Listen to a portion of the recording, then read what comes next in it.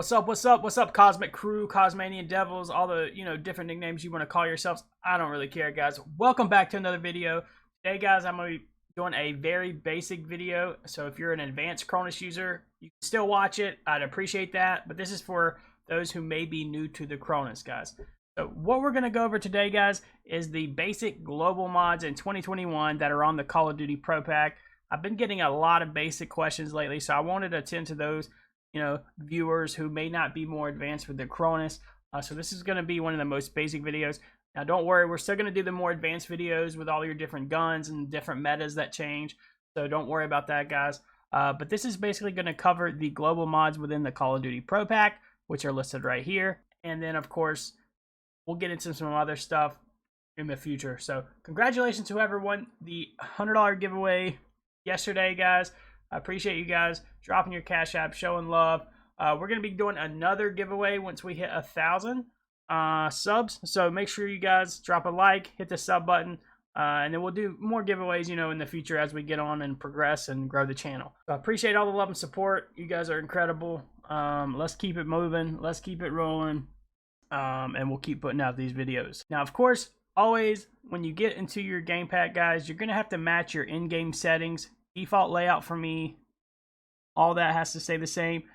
Sensitivity 7.7. There's some misconception. I know there's some other YouTubers out there who have said you have to change this value by 3. That only applies to certain scripts, and that doesn't apply to the game pack itself, guys. So if you're 6.6 in the game, it's going to be 6 here.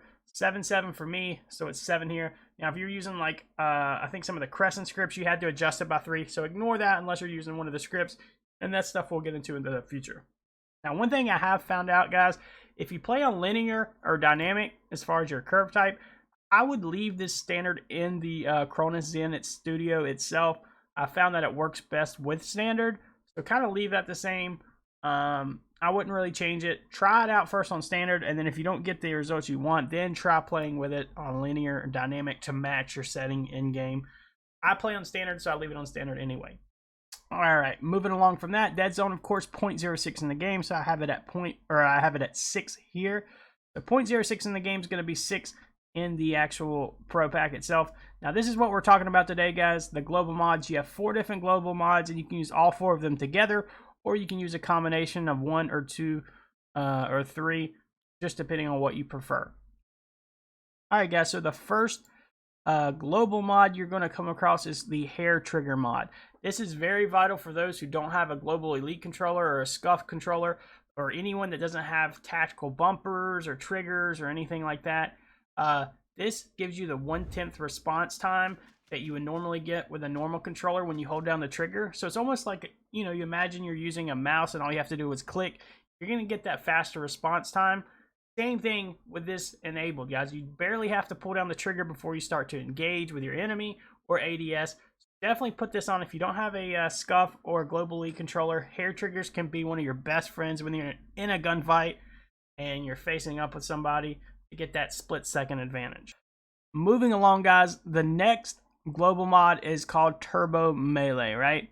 So with Turbo Melee, guys, basically, with Turbo Melee, guys, all you have to do is hold down your melee button, and it's going to continuously melee faster than if you were tapping it. And this is very important now with the Gulag. You get fist, right? So if you have Turbo Melee on, all you have to do is run up to them, aim at them, and keep holding down your melee button, and it's going to continue to melee them. 9 times out of 10, you're going to win those melee battles, especially also if somebody lands on you off the rip, that you're going to win those fights 9 out of 10 times. All right, the next global mod, guys, is probably the worst global mod. I don't use this ever, and I don't recommend it. And what it is basically is shake reload. So it allows you to shake your controller on certain controllers to reload your gun.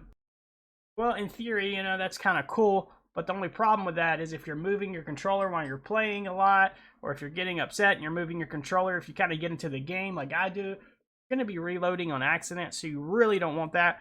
I leave this off, totally up to you, but I would leave it off if I were you. I've also noticed that sometimes it will cancel your reload. And my favorite global mod is slide cancel.